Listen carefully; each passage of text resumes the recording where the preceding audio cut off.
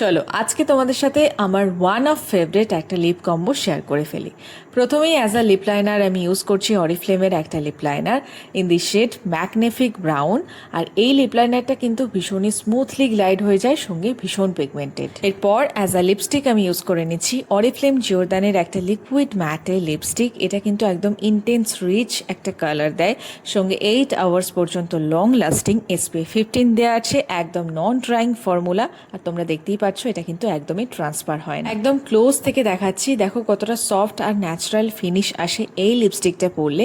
তোমরা কিন্তু চাইলে এভাবেও বেরিয়ে যেতে পারো, বাট আমি যেহেতু একটুখানি গ্লস লাভার তাই এর উপরে আমি একটা লিপ গ্লস অ্যাপ্লাই করছি in the shade bare brilliance. And basically it's a clear gloss, কোনো কালার নেই এটার মধ্যে। আর এটা ভীষণ লং স্টে করে, তোমরা খাওয়া দাওয়া করো চুটিয়ে, এটা কিন্তু উঠে যাওয়ার কোনো ভয় নেই।